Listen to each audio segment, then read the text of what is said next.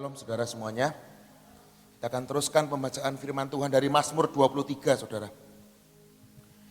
Minggu lalu, hari Jumat, dari ayat 1 sampai 3, Tuhan berkata, Tuhan adalah gembalaku, dialah Jehovah Rohi, dan takkan kekurangan aku. Dia mengatakan Jehovah, siapa? Jaireh.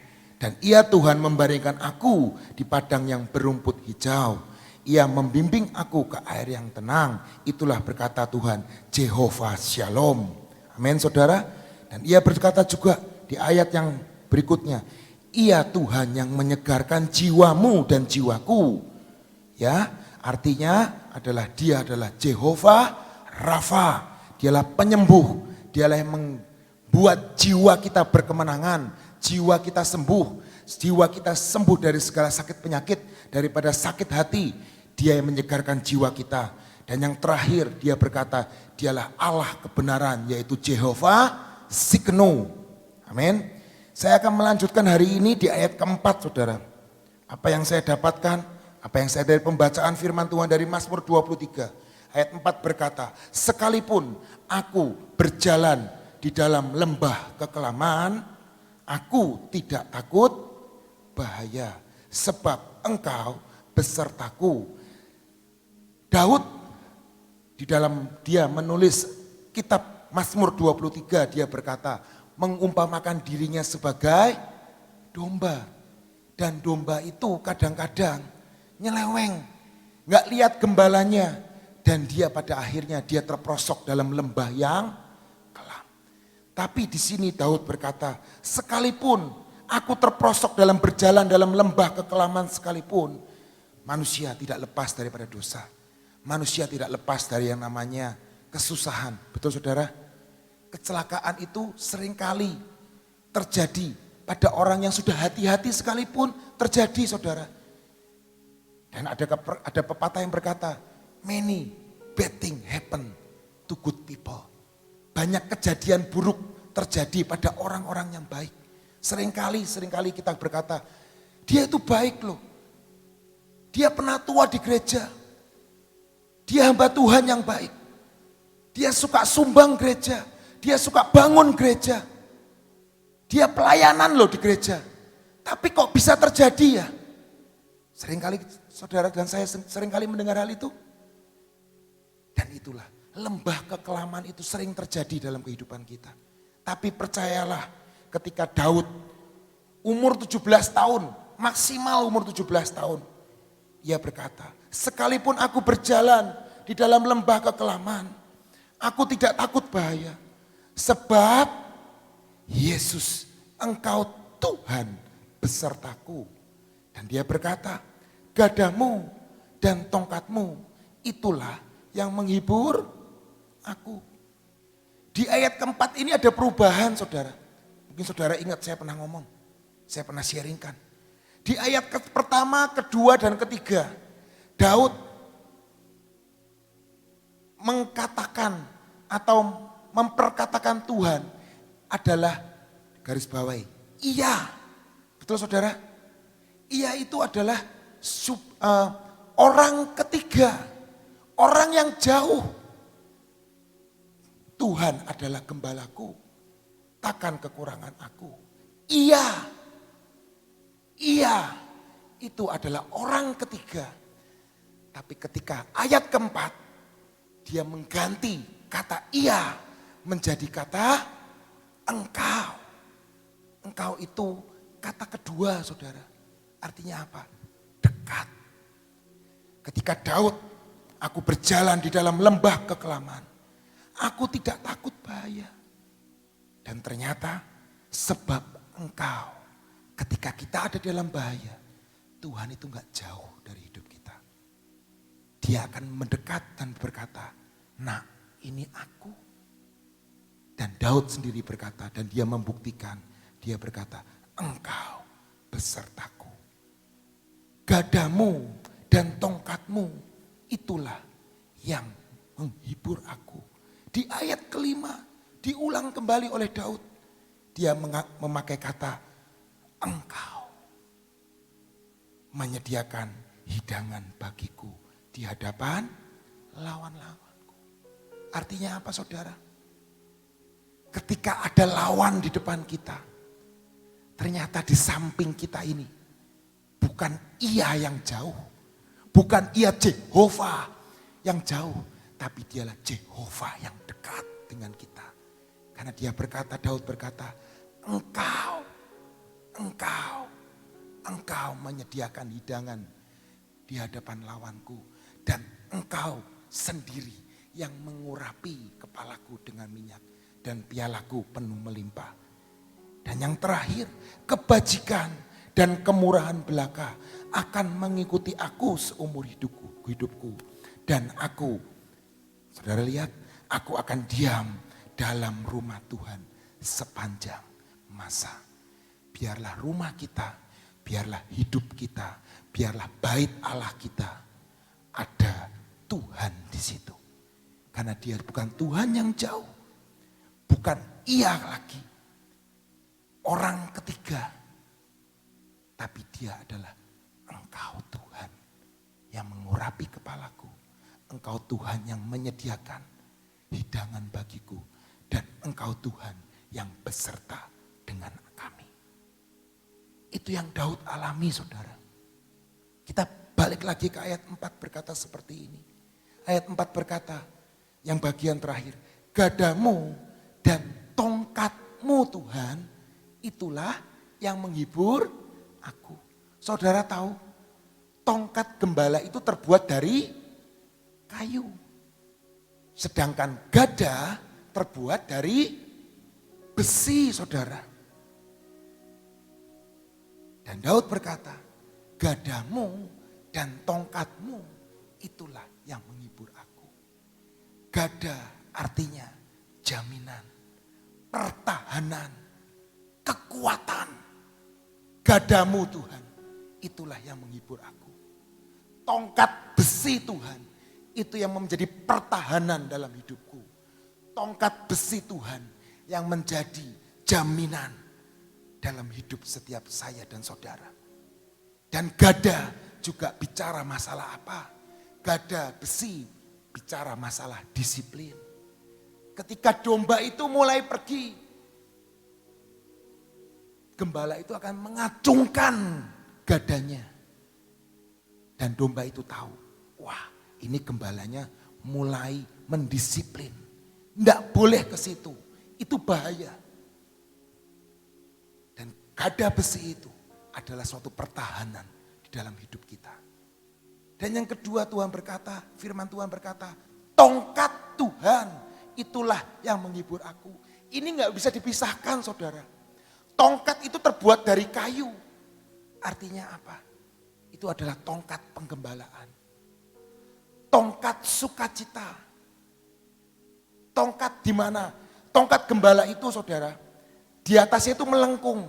Saudara pernah lihat gambar Tuhan Yesus zaman kuno, mungkin di rumah-rumah orang Kristen kuno, itu seringkali ada Tuhan Yesus dan bawa tongkat. Tongkatnya itu melengkung, betul saudara? Kenapa harus melengkung? Itu tongkat. Ketika tongkat itu melengkung, itu ketika domba itu mulai pergi,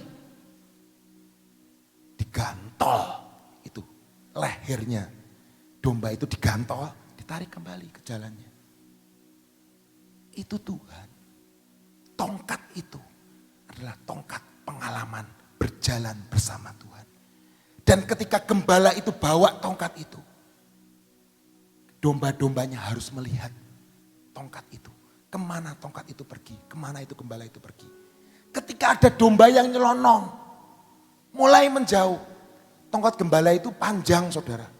Enggak seperti tongkat-tongkat profetik kita yang segini, enggak. Ngantol dombanya yang menjauh, ditarik kembali supaya dekat sama gembala. Itu loh Tuhan. Kasihnya Tuhan itu seperti itu, saudara. Luar biasa.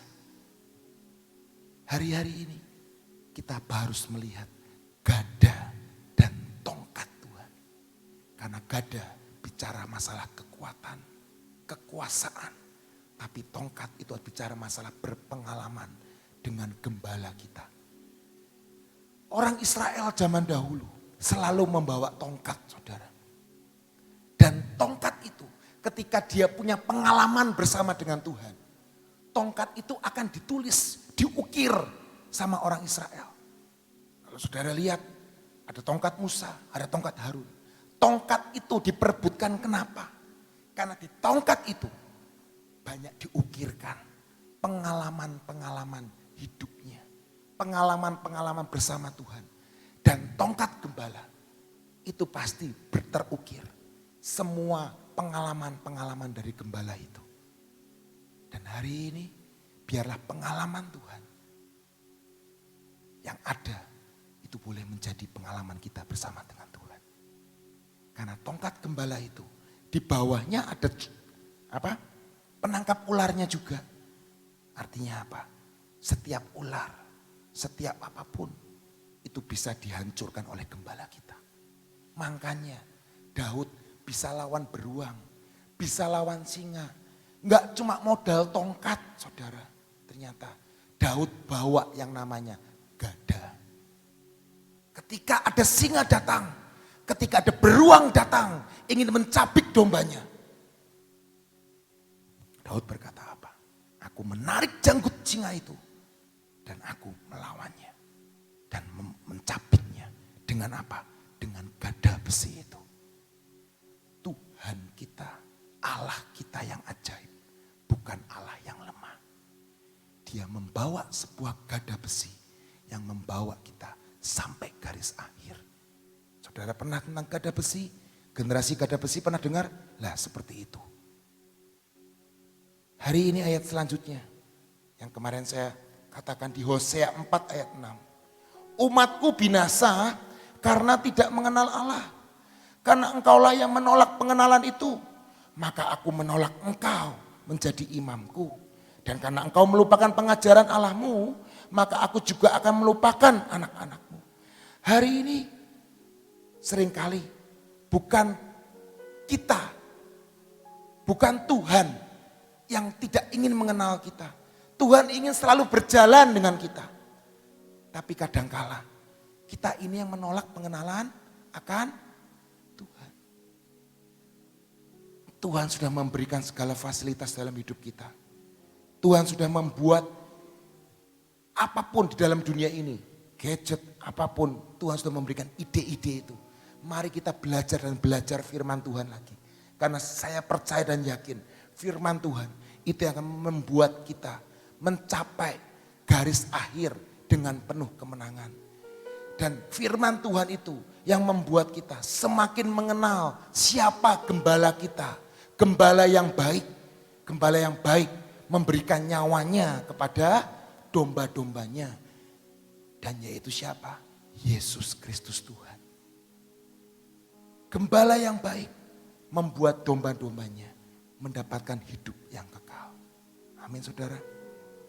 Hari ini kita mau beranjak lagi kepada kisah Yesus.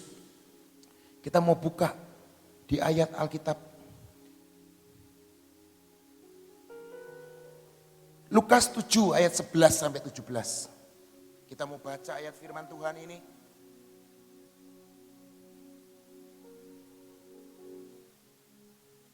Kemudian Yesus pergi ke suatu kota yang bernama Nain. Murid-muridnya pergi bersama-sama dengan dia. Dan juga orang banyak menyertai berbondong-bondong. Setelah ia dekat pintu gerbang kota dan ada orang mati diusung keluar. Anak laki-laki, anak tunggal ibunya yang sudah janda.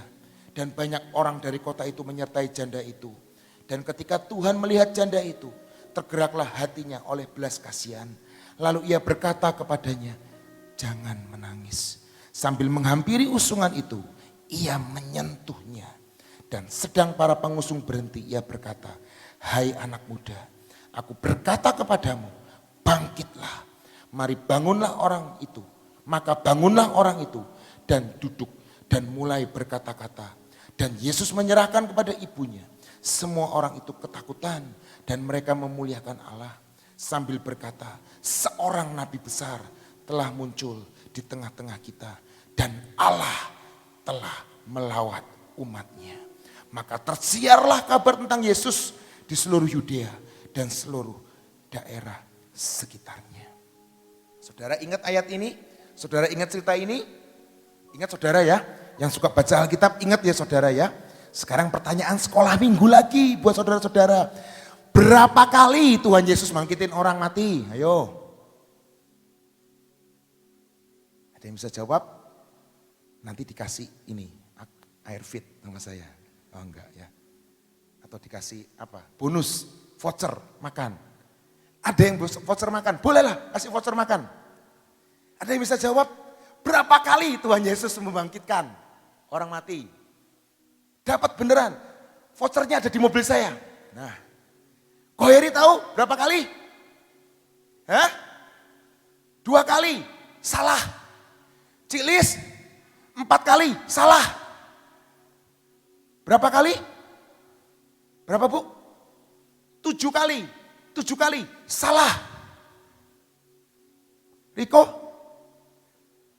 3 kali. Riko dapat voucher Istana Mie nanti pulangnya. Beri tepuk tangan dong buat Riko.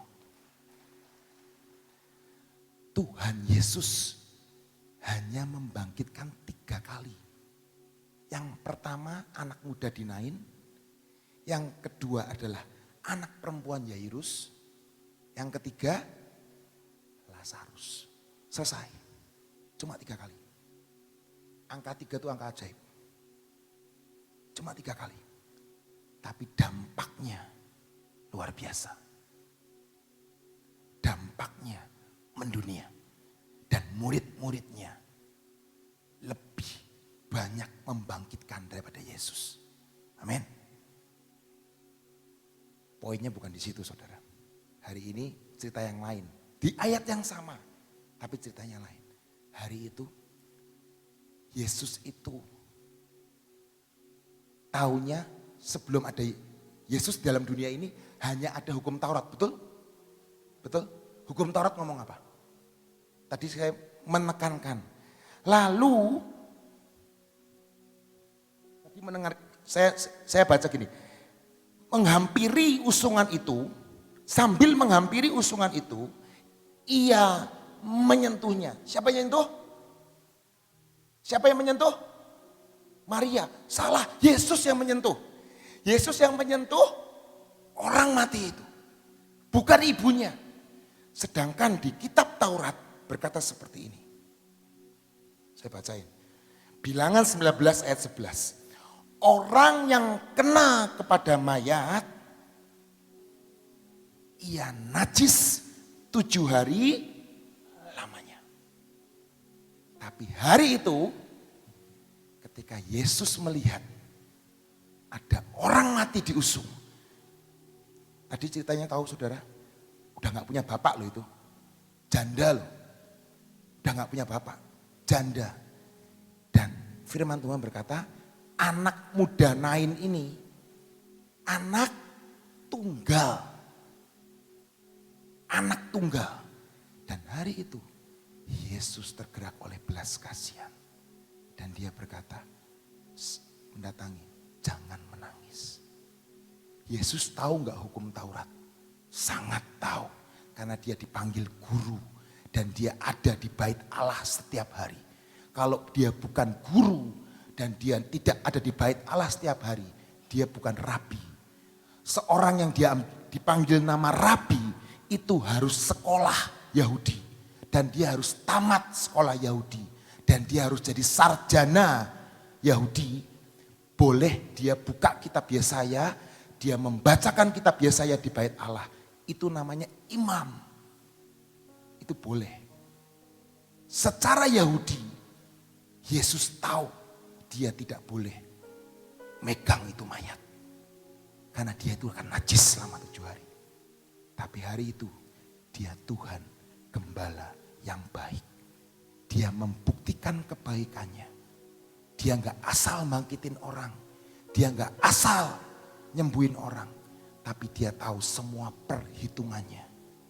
Dan Tuhan ngomong, menyentuhnya, bangkit nak. Dan anak muda itu bangkit. Bukan kenajisannya yang mengalir ke Yesus. kuasa kebangkitannya yang mengalir ke anak muda ini. Dan hari itu janda itu tidak kehilangan anak. Dia punya anak lagi. Karena Yesus gembala yang baik menyentuhnya. Dan hidupnya tidak akan sama lagi. Hari ini dialah gembala yang baik. Apa yang mati di dalam hidup kita, apa yang najis di dalam hidup kita, biarlah disentuh oleh kuasanya yang ajaib. Dan hidupmu akan dibangkitkan. Apa yang tidak bisa kita lakukan, yang mustahil buat manusia, Tuhan sanggup membangkitkan apa yang mati jadi hidup di dalam hidupmu. Karena dialah kebangkitan dan hidup. Amin saudara. Dialah gembala yang baik. Dia membimbing kita ke air yang tenang. Dialah Tuhan yang menyegarkan jiwa kita. Dialah Tuhan yang menjadi kebenaran dalam hidup kita. Tuhan Yesus memberkati saudara dan saya. Haleluya. Amin. Saudara, firman Tuhan mengatakan, aku ini jalan, kebenaran, dan hidup. Ya, jadi saudara kalau percaya sama Tuhan Yesus itu tidak salah. Itu sangat luar biasa memberikan jalan. Di mana kau percaya kepada Tuhan Yesus, pasti Tuhan buka jalan saat tidak ada jalan. Yang kedua, kebenaran. Artinya sepanjang hidup kita itu nggak bisa berbuat benar. Selalu setiap hari ada salahnya aja. Ada dosanya saja.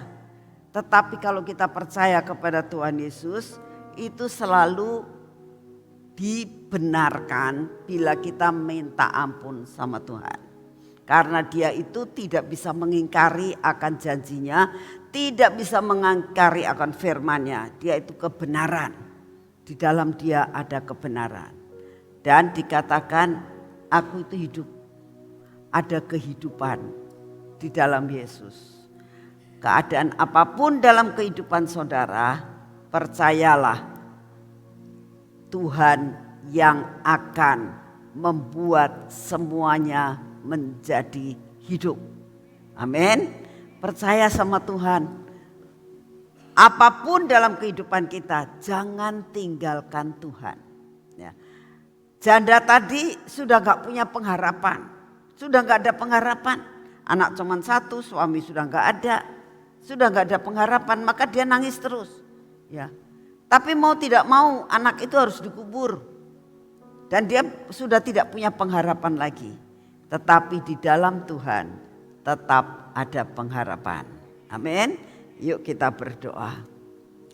Terima kasih Tuhan untuk firman-Mu hari ini. Terima kasih karena Engkau mau menjadi gembala yang baik dalam hidup kami. Terima kasih Tuhan, Engkau menjadi gembala buat seluruh dunia ini. Buat siapapun yang mau menjadikan Engkau sebagai gembala. Terima kasih Tuhan kalau kami termasuk salah satu daripada domba-domba-Mu. Terima kasih untuk pemeliharaanmu. Terima kasih Tuhan untuk semua yang Kau sediakan buat kami. Kami bersyukur punya gembala seperti Engkau. Terima kasih Bapa, terima kasih Tuhan Yesus, terima kasih Tuhan Roh Kudus. Saat ini kami datang di hadapan-Mu dimanapun juga kami berada. Dalam keadaan apapun saat ini ya Tuhan. Bila kami saat ini dalam keadaan sedih, susah, menghadapi banyak masalah. Kalau saat ini kami sedang menghadapi sakit penyakit yang seolah-olah tidak ada keputusan apa yang harus dihadapi. Jikalau saat ini Tuhan kami sedang menghadapi keruwetan dalam rumah tangga kami. Kami datang kepadamu sebagai gembala kami yang baik. Tongkat-Mu dan gadamu tidak akan pernah meninggalkan kami. Engkau yang akan menolong, Engkau datang kepada kami. Engkaulah Jehovah Rohi, Bapa yang mengerti dan sebagai gembala kami. Datang Tuhan, berikan suatu kehidupan, berikan suatu kebenaran, dan Kau ampuni dosa mereka, dan Engkau yang akan memberikan jalan keluar. Terima kasih untuk kasih setiamu. Siapapun saudara, dimanapun saudara berada saat ini, percaya bahwa gembala yang baik datang saat ini untuk menolong saudara.